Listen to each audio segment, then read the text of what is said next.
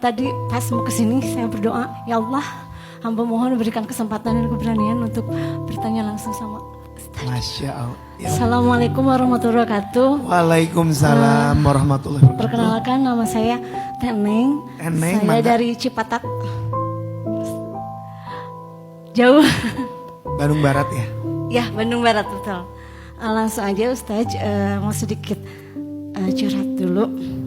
Saya pernah gagal sama pernikahan saya. Jadi saya ngerasa insecure ya, karena ada beberapa hal yang membuat saya insecure pokoknya mah. Terus saya pernah dekat sama seseorang, tapi itu dia ternyata love jong gitu. Ya, Zong. ya, Oh, jong zong, gitu ya. ya. Nah, Zong. ya. Saya tadi mikir Jong Iya. itu Jang J-U-N-K. Jong kalau kata bahasa Oh Z. Jong ya, Jong ya namanya. Jong gitu ya, Jero gitu ya. Z. Nah dari situ Ustaz, saya males gitu. Jadi saya tuh males mikirin lagi untuk nikah teh. Ketambah saya insecure-nya karena saya punya anak 3. Alhamdulillah perempuan saya. Jadi saya tuh mikir, emang ayah gitu laki-laki nu mau ke saya. Dan saya mah anaknya juga banyak. Terus takutnya tuh yang ada di pikiran saya tuh, kalau saya punya punya suami lagi, takutnya saya tuh ngerepotin suami saya nantinya gitu Ustaz, gitu kan. Takut jadi beban lah gitu buat suami saya nanti gitu kan. Nah jadi males gitu, tapi saya teh males, tapi kadang saya teh pengen gitu ya. Kumaha ieu teh nya? Jadi sometimes pengen, sometimes horeang gitu. Kadang males, kadang pengen gitu. Saya juga bingung gitu. Nah, itu yang Mut-mutan ya? males itu karena tadi teh ya udah nemuin jong. Terus ada khawatirnya gini, pernah seorang tuh bilang sama saya, "Neng atuh cenah nikah lagi, kamu teh masih muda," cenah gitu. Terus Cenah ya. lebar katanya, pahalanya kan mengalir gitu ya. Terus yang ada di pikiran saya, ya kalau misalnya saya nggak nikah lagi, pahala saya nggak double dong gitu Ustaz. Nah ini yang ingin saya tanyakan, saya buka dulu ya. Oke, oh ada pertanyaan, oke. Maha. Masih lupa, Bismillah. apakah seseorang khususnya saya berdosa jika saya nggak nikah lagi? Cenah yang tadi mau. Ya. Kalau tidak Ustaz, kalau tidak menikah lagi, apakah seseorang berdosa? Dan saya mohon banget minta amalannya dong. Apa sih amalannya buat seorang janda gitu ya khususnya. Biar Pak, kalaupun tidak menikah, apa sih pahala yang berlipat-lipat? Apakah seseorang tuh harus menikah gitu, menikah lagi? Terus gimana tuh nanti teh saya di akhirat, saya sama siapa? Gitu kan. Saya tuh jadi kepikirannya tuh jauh gitu Ustaz. Maaf ya. Nggak Terus apa-apa. saya juga minta saran dari Ustaz. Menurut Ustaz saya nikah lagi jangan. Tolong dijawab ya Ustaz, tolong banget. Hah, tepuk tangan buat Teh Neng ya. Oh iya, saya sendirinya alhamdulillah udah long time, lumayan lah. Berapa lama? Sekitar 6-7 tahun. Baik Teh Neng. Pertanyaan pertama, apakah boleh tidak nikah lagi? Saya pikir tadi karena setia, tapi karena bingung ternyata ya. Soalnya saya kan mikirnya jauh ya, jadi saya bingung nanti sama siapa. Oh gitu alasannya ya. Oke, nggak apa-apa Teh Neng. Tahu nggak? Teh Neng itu kalau nggak nikah lagi, nanti di akhirat itu akan ketemu sama seorang perempuan solehah namanya Ummu Hani. Ummu Hani binti Abi Talib. Dia adalah sepupunya Nabi. Pernah menolak lamaran Nabi 2 kali. Sekeren Nabi ditolak, bayangin. 2 kali lagi. 1 kali ketika perawat, yang kedua ketika janda.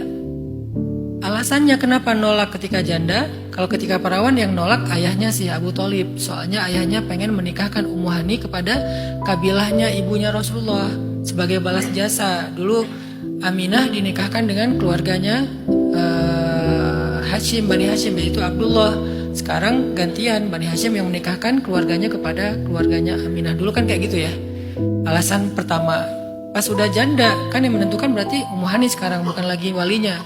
Alasan Ummu Hani menolak Rasulullah itu adalah karena anak.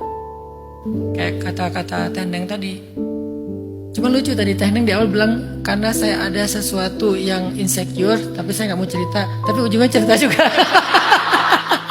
Ternyata karena anak yang saya tadi mau ketawa, katanya nggak mau cerita. Tapi itulah Teh Neng ya, Masya Allah ya, luar biasa ya. Berarti insecure-nya kan karena anak ya tadi ceritanya ya. Jadi alasan Ummu Hani menolak lamaran Rasulullah setelah Fathu Makkah itu yang kedua adalah karena Ummu Hani takut zolim ke salah satunya. Persis kayak kata Teh Neng tadi. Kalau lebih ke anak, zolim ke Rasul, suami. Kalau lebih ke suami, zolim ke anak. Jadi daripada zolim, saya nggak berani ya Rasulullah. Karena dia terlalu mencintai anaknya. Dan dia takut kalau udah bersuami, nanti akan menzolimi suaminya.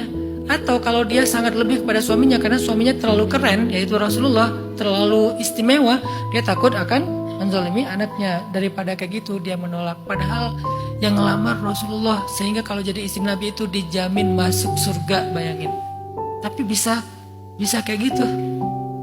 Dan itu nggak apa-apa. Sehingga para ulama menyimpulkan, ini kesimpulan para ulama ya, bolehnya menolak laki-laki yang solih karena pertimbangan-pertimbangan tertentu. Jadi nggak apa-apa kalau ada pertimbangan tertentu, walaupun ya sangat relatif ya. Bisa jadi gara-gara ditolak kita jadi kayak kehilangan kebaikan. Tapi bisa juga karena kita ada kebaikan yang lain. Itu semuanya sangat relatif. Intinya boleh-boleh aja. Maka Teh Neng kalau misal jadi Teh Neng Ummu Hani Teh Neng nggak apa-apa kalau misalnya nggak mau nikah lagi. Insya Allah nanti ketemu lagi sama suaminya di surga. Dan nanti ketemu sama Ummu Hani di surga. Yang satu. Yang kedua, mending saya nikah lagi atau jangan? Jangan tanya saya. Gimana saya mau jawab? Kan hajatnya Teh Neng. Gimana kebutuhan Teh Neng? Kalau Teh Neng ngerasa kayak udah darurat menikah, daripada banyak fitnah, nikah. Kalau Teh Neng karena pengen ketemu lagi sama almarhum dan kayaknya pengen fokus kepada anak-anak, nggak mau ke distract sama love bombing yang jong tadi, ya udah sendiri aja. Tapi amalannya, jagalah kehormatan Teh Neng sebagai seorang perempuan yang sendiri. Kalau dalam bahasa surat At-Tolaq, ayat kedua dari surat At-Tolaq, surat perceraian, itu ayat untuk cewek, untuk janda. Jadi kalau nanya amalannya apa, baca aja At-Tolaq ayat kedua dan ketiga, itu amalan seorang janda. Apa amalannya? Wa may yattaqillaha yaj'al lahu makhraja wa yarzuqhu min haitsu la yahtasib. Wa may yatawakkal 'ala Allah fahuwa hasbuh. Siapa yang bertakwa kepada Allah? Apa arti takwa? Umar pernah nanya ke seorang sahabat yang lain, apa arti takwa? Kata sahabat itu, ya Umar, bagaimana kalau kamu berjalan di sebuah jalan yang banyak duri? Apa yang kamu lakukan? Aku akan hati-hati supaya tidak tertusuk duri. Itulah takwa. Takwa itu hati-hati supaya tidak muncul fitnah, tertusuk duri, kejebak dalam dosa. Itu takwa. Siapa yang bertakwa, kata Allah, khususnya untuk perempuan yang sudah bercerai, Allah akan kasih dia jalan keluar. Apapun bentuk jalan keluarnya, Allah akan kasih dia rezeki yang tidak terduga-duga. Siapa yang berserah kepada Allah, Allah cukup baginya. Karena dia gak punya suami sekarang. Siapa yang cukup bagi dia? Bukan suami, Allah. Jadi Teh Neng ketika udah gak punya lagi pelindung, sekarang pelindung Teh Neng bukan suami, tapi Allah langsung yang akan melindungi Teh Neng. Syaratnya cuma satu, takwa. Jaga diri seperti orang yang berjalan di antara banyak